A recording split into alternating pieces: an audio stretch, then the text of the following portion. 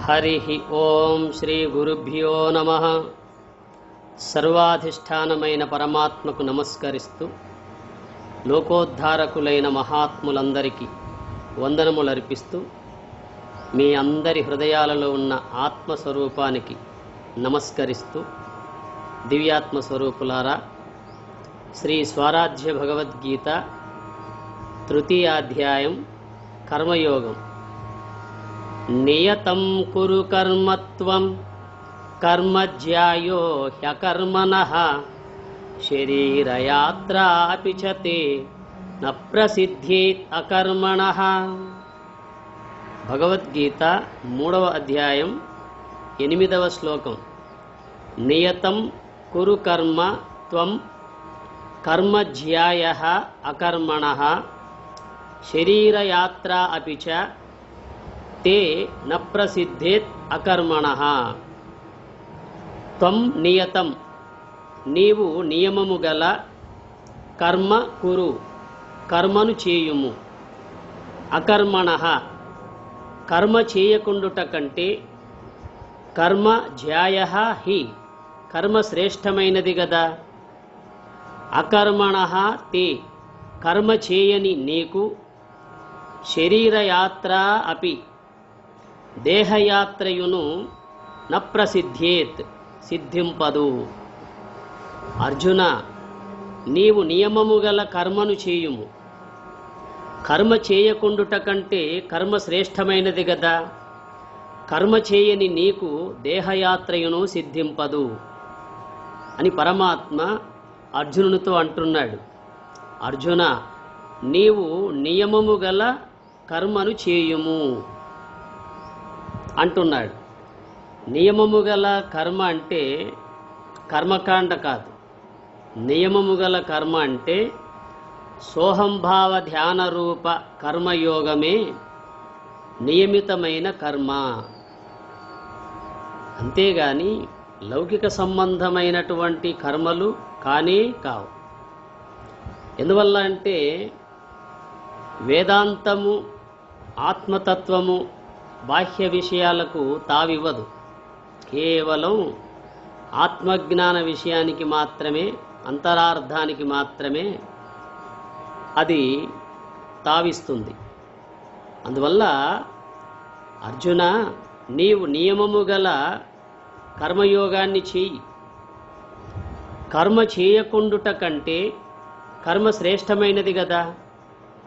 ఒకవేళ నీవు నేను చెప్పేటువంటి ఒక కర్మయోగాన్ని నీవు చేయకుంటే అది గొప్పది. ఎందువల్ల అంటే గొప్పదాన్ని వదులుకున్నవాడివైతావు. అందువల్ల కర్మ చేయకుండుట కంటే కర్మ చేయడమే మంచిది. కర్మ చేయకపోతే దేహయాత్ర సిద్ధింపదు అని చెబుతున్నాడు. దీనికి మనవాళ్ళు చాలామంది ఏం చెప్తారంటే, మానవుడు కర్మ చేయకపోతే తన నిత్య జీవితం గడవదు అని చెబుతారు. ఇక్కడ దేహయాత్ర అంటే సోహంభావ కర్మయోగమునందు ఉన్నప్పుడు స్థూలదేహ, సూక్ష్మదేహ, కారణదేహ, మహాకారణమనబడే తురీయాన్ని కూడా అధికరించే సిద్ధి ఏర్పడదు అని అర్థం. అంతేగాని నీవేదో పని చేయకపోతే పూట గడవదు అని చెప్పడానికి ఆ మాట రాయాల. ఎందువల్ల అంటే ఉదర పోషణకు సంబంధించినటువంటి ఒక విధి విధాయకం మానవులకు తెలుసు. మంచి మార్గంలో బ్రతికే వాళ్ళు ఉన్నారు, ఇంకా అక్రమ మార్గంలో కూడా జీవించే వాళ్ళు ఉన్నారు.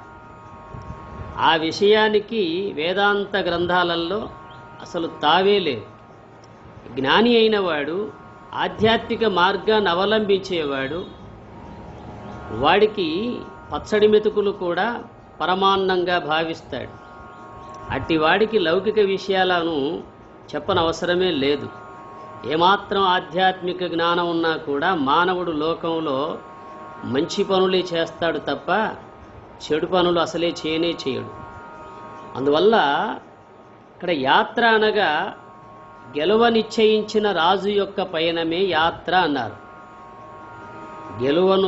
గెలవడానికి నిశ్చయించుకున్నటువంటి ఒక రాజు యొక్క పయనమే యాత్ర అంటారు. రాజులకు గెలవాలన్నదే ఉద్దేశం ఉంటుంది, ఓడిపోవాలని ఎవరికీ ఉండదు. ఎందువల్ల అంటే విజయము వీరస్వర్గము అన్నటువంటి ఒక క్షాత్రత్వం కలిగి ఉంటారు రాజులు. వాళ్ళలో ఆ క్షత్రియ ధర్మం ఎప్పుడూ ఉత్సాహంతో ఉంటుంది. అందువల్ల యాత్ర అనగా గెలువ నిశ్చయించిన రాజు యొక్క పయనము అన్నారు. ఇంకా యాత్ర అంటే యాంత్యస్యామితి యాత్ర, యాంతి అస్యామితి యాత్ర, యా ప్రాపనే, దీని యందు కదలిపోదురు గనుక యాత్ర అన్నారు. దేని యందైతే కదలిపోవడం ఉంటుందో అంటే ఆ సోహంభావ రూప బ్రహ్మనిష్టలో ఆ కర్మయోగమునందు ఉన్నప్పుడు క్రమక్రమంగా స్థూల దేహమును దాటి, సూక్ష్మదేహమును దాటి, కారణదేహాన్ని దాటి, మహాకారణము తురీయమును కూడా దాటి తురీయాతీతమును పొందడానికి ఏ విధంగానైతే కదలిపోతూ ఉంటారో దాన్నే దీని యందు కదలిపోదురు గనక యాత్ర అన్నాడు. ఇంకా యాత్ర అంటే మరో అర్థం యూయతే యాత్ర, యానం యాత్ర, రెండు అర్థాలు. యూయతే యాత్ర, యానం యాత్ర, త్రోయబడినది కనుక యాత్ర, దాటిపోవుట యాత్ర. దాటిపోవడం అంటే ఇప్పుడు ఉదాహరణకు మన ఊరు నుంచి ప్రయాణం అవుతాం, మన ఊరును దాటేస్తాం, పక్క ఊరును దాటేస్తాం, మన ప్రాంతాన్ని దాటేస్తాం, మరో ప్రాంతాన్ని కూడా దాటేస్తాం. ఎంతవరకైతే మన గమ్యము రాదో అంతవరదాకా దాటుతూ పోతాం. దాన్ని యాత్ర అన్నారు. అట్లాగే అంతర్ముఖ వృత్తితో దేహత్రయమును దాటుటయే యాత్ర అని చెప్పారు మహాత్ముడు. దాటిపోవుట యాత్ర అంటే ఊరు, మండలము, జిల్లా, స్టేటు ఈ విధంగా దాటిపోవడం అనేది బాహ్య సంబంధమైన యాత్ర. కానీ కర్మయోగంలో ఆ బ్రహ్మనిష్టలో అంతర్ముఖ వృత్తితో దేహత్రయమును దాటిపోవుట యాత్ర. దేహత్రయం అంటే స్థూలదేహము జాగ్రత్త అవస్థ సత్వగుణము, సూక్ష్మదేహము స్వప్నావస్థ రజోగుణము, కారణదేహము సుషుప్తి అవస్థ తమోగుణము. ఈ విధంగా దేహత్రయములు, అవస్థాత్రయములు, గుణత్రయమును దాటిపోయే విధాయకం ఏదైతే ఉందో దాన్నే యాత్ర అన్నారు. అందువల్ల అనాత్మను గెలిచి కైవల్య ప్రాప్తి నొందుటయే యాత్ర అని అర్థం చేసుకోవాలి. అనాత్మ సంబంధమైనటువంటి యొక్క అజ్ఞాన సంబంధమైన ఈ స్థూలదేహ, సూక్ష్మదేహ, కారణదేహ ఈ త్రిదేహ, త్రి అవస్థలు, త్రిగుణములను దాటిపోవడం ఉంటుంది. దాన్ని యాత్ర అన్నారు. కర్మయోగమున నిలువని వారు శరీర యాత్రను సిద్ధింపజేసుకోలేరు అని చెప్పాలి. కర్మ చేయకపోతే నీకు శరీర యాత్ర అపి న ప్రసిద్ధ్యత అన్నాడు కదా. కర్మ చేయకపోతే నీకు శరీర యాత్ర కూడా, దేహయాత్ర కూడా నీకు జరగదు అన్నాడే. అనగా కర్మయోగమున నిలువని వారు శరీర యాత్రను సిద్ధింపజేసుకోలేరు. అందువల్ల వాళ్ళు ఆ దేహత్రయమునందే తగులుకొని పోతారు. ఇది అందులో ఉన్న అర్థం. అంతేగాని ఈ శ్లోకంలో బాహ్యార్థాన్ని మనం ఏ కొంచెము కూడా చేర్చనవసరం లేదు. ఎందువల్ల భగవద్గీత ఉపనిషత్తుల యొక్క సారాంశము అది బ్రహ్మ విద్య, అది యోగశాస్త్రము. అట్టి యోగశాస్త్రమునందు మనము ఈ బాహ్య కర్మలను చేర్చుకొని కర్మలు చేయకపోతే నీకు జీవనయాత్ర కూడా జరగదు అని బాహ్యార్థం చెప్పుకుంటే అది బ్రహ్మ విద్య ఎలా అవుతుంది? లౌకిక విద్య అవుతుంది. అందువల్ల అర్జున నీవు నియమము గల కర్మను చేయుము అన్నాడు. నియమము గల కర్మ అంటే సోహంభావ ధ్యాన రూప కర్మయోగమే నియమితమైన కర్మ. ఎందువల్ల అంటే ఆ కర్మయోగాన్ని మహాత్ములు శాస్త్రముల ద్వారా నియమించారు.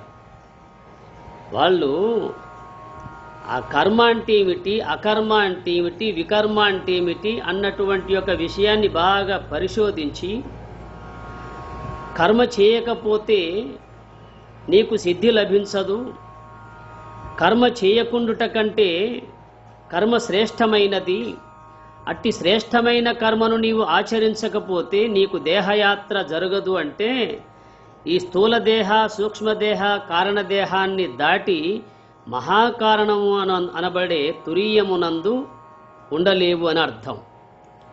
ఎప్పుడైతే జీవుడు అనగా సాధకుడు ఆ తురీయమునందుంటాడో ఈ త్రిదేహాలను, అవస్థలను, త్రిగుణములను దాటి అనగా దేహాతీతుడై, గుణాతీతుడై, అవస్థాత్రయాతీతుడై ఆ తురీయాతీతమునందున్న కైవల్యము నొందుతాడు. అంతేగాని కర్మయోగం చేయనివాడు ఎక్కడివాడు అక్కడే ఉంటాడు. భగవద్గీత ఎన్నాళ్ళు చదివినా, భగవద్గీత ఎన్నాళ్ళు విన్నా, భగవద్గీతలో చెప్పబడినటువంటి యొక్క ఆ కర్మయోగాన్ని చేయకపోతే ఏమీ ప్రయోజనము లేదు. అందువల్ల అర్జున, నీవు నియమము గల కర్మను చేయుము.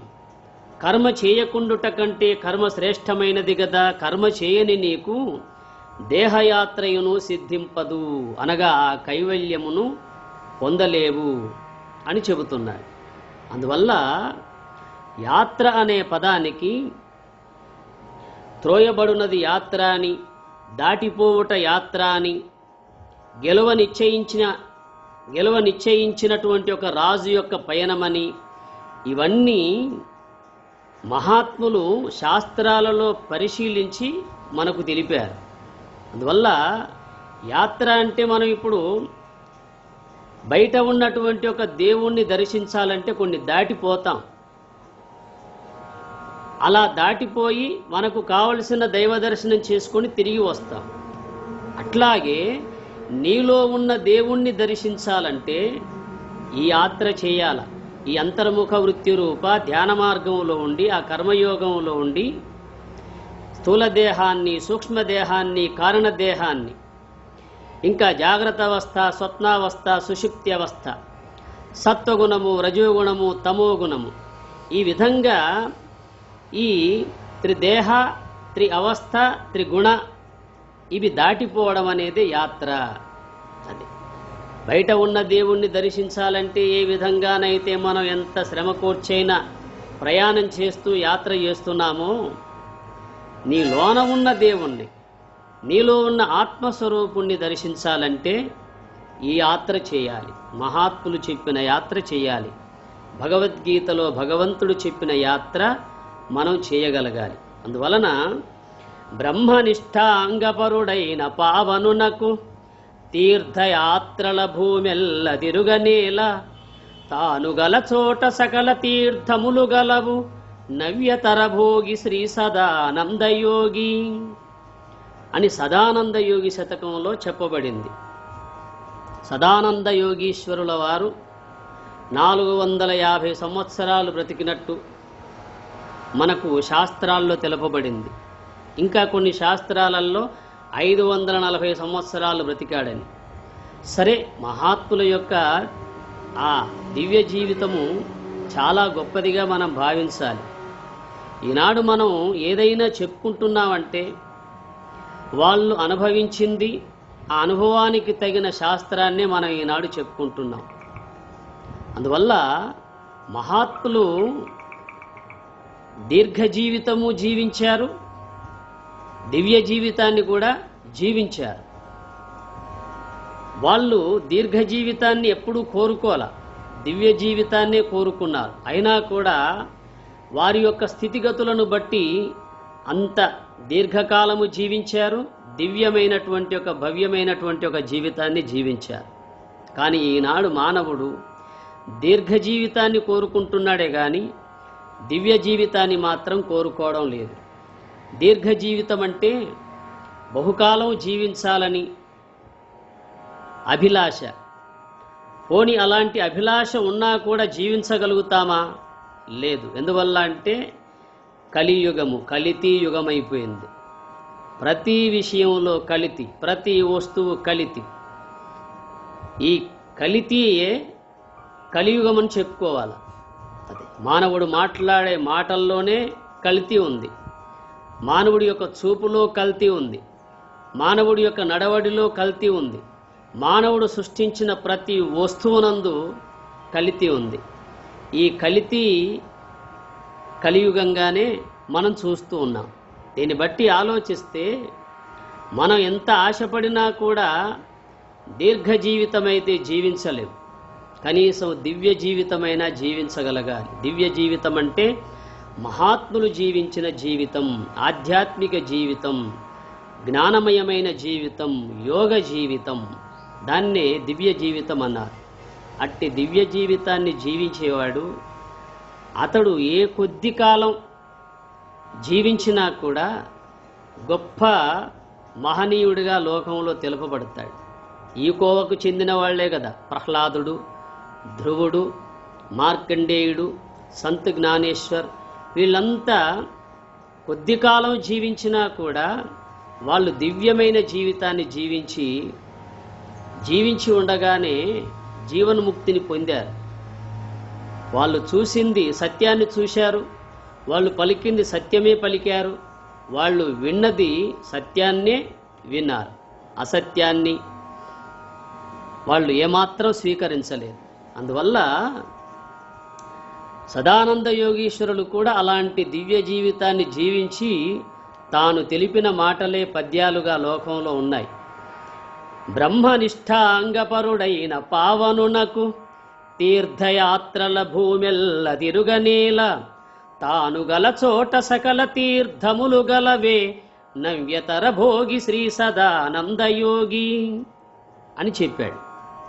బ్రహ్మనిష్టాంగపరుడైన పావనునకు, బ్రహ్మనిష్ట సలిపే అటువంటి ఒక మహాత్మునికి ఇంకా ఈ బాహ్య యాత్రలు, బాహ్యాచారాలు ప్రపంచంలో తిరగనేలా అన్నాడు. ఎందువల్ల అంటే తనలోనే సర్వాన్ని దర్శిస్తాడు మహాత్ముడు. సామాన్యులు బయట దర్శిస్తారు, అక్కడ అది ఉంది, ఇక్కడ ఇది ఉందని. ఈ విధంగా బాహ్యభక్తి గల వాళ్ళు ఆ విధంగా పరిగెడుతారు. కానీ జ్ఞానులు తమ జ్ఞాననేత్రంతో తనలోనే సర్వదేవతలను దర్శిస్తూ ఉంటారు. అందువల్ల బ్రహ్మనిష్టాంగపరుడైన పావనునకు తీర్థయాత్రల భూమెల్ల తిరుగనేల తాను గల చోట సకల తీర్థములు గలవు. తనలోనే, తానున్న చోటనే, తనలోనే సకల తీర్థములున్నాయి. సమస్త దేవతలు మనలోనే ఉన్నారు. ఎందువల్ల అంటే దేహము, ఇంద్రియాలు, ఇంద్రియాది దేవతలు అని మనం ఈ సాంఖ్యయోగాన్ని చెప్పుకుంటాం. కపిల మహర్షి దేవహూతికి సాంఖ్యయోగాన్ని అందించాడు.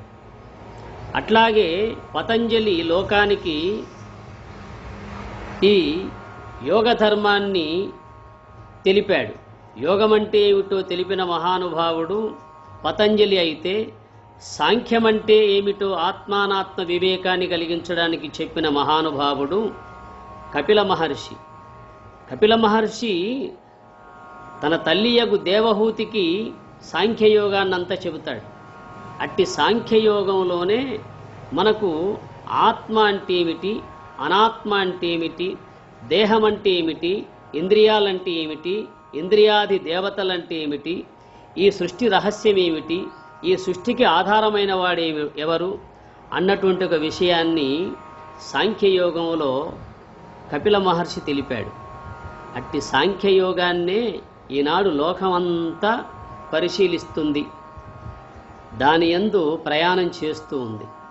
అందువల్ల బ్రహ్మనిష్టాంగపరుడైన పావనునకు తీర్థయాత్రల భూమెల్ల తిరుగనీల తాను గల చోట సకల తీర్థములు గలవే నవ్యతర భోగి శ్రీ సదానందయోగి. అది ఎప్పుడు అంతర్ముఖ వృత్తి రూప ఆ ధ్యాన మార్గాన్ని, ఆ బ్రహ్మనిష్టను ఆచరించే మహానుభావుడికి ఇంకా ఈ బాహ్య తీర్థాలు బాహ్యాచారాలు అవసరం లేదు. ఎందువల్ల అంటే తాను పయనించిన ప్రయాణం గమ్యం చేరే విధాయకం అతనికి తెలిసినప్పుడు, తాను పొందదగిన సద్గతిని పొందడానికి తాను పయనిస్తున్నప్పుడు ఇంకా ఈ బాహ్యాచారాలు ఎలా అని తెలుపుతున్నాడు. అందువల్ల భగవద్గీతలో కర్మయోగము అనే పదము కర్మకాండగా భావించడము అది సామాన్యులకు అర్థమిస్తుంది. కానీ అది కర్మయోగంగా మనం తెలుసుకోవడం అనేది ప్రధానం. ఎందువల్ల అంటే కర్మయోగము చేయకపోతే నీకు శరీర యాత్ర జరుగదు, అనగా దేహత్రయములను, గుణత్రయములను, అవస్థాత్రయములను దాటలేవు, కైవల్య సిద్ధిని పొందలేవు. అర్జున, నీవు నియమము గల కర్మ చేయుము, అనగా కర్మయోగాన్ని ఆచరించుము. అట్టి కర్మయోగాన్ని వదలడం వల్ల నీకే నష్టం. అంతేగాని శాస్త్రానికి ఏమైనా నష్టమా, చెప్పేవాళ్ళకి ఏమైనా నష్టమా? ఆచరించకపోవడం వారికే నష్టం జరుగుతుంది. ఏమిటా నష్టం? జనన మరణాల్లో పడిపోయి మళ్ళీ ఈ లోకానికి రావడం అనేది, ఈ సంసార చక్రంలోనే ఎప్పుడూ తిరగడం అనేది జరుగుతుంది. అదే గొప్ప నష్టం. అందువల్ల అట్టి స్థితిని మనం రాణించుకోకుండా, మానవ జన్మ మాటి మాటికి రాదు గనక ఉన్నప్పుడే, ప్రాణం ఉన్నప్పుడే పరమాత్మను పొందే మార్గం, దేహం ఉన్నప్పుడే దేవుణ్ణిలో ఐక్యమయ్యే మార్గాన్ని మనం తెలుసుకోగలగాలి. అట్టి స్థితి సద్గురునాథుడు సర్వేశ్వరుడు మీ అందరికీ కలిగించాలని కోరుతూ, తదీశ్వరుణ్ణి ప్రార్థిస్తూ, హరి ఓం తత్సత్.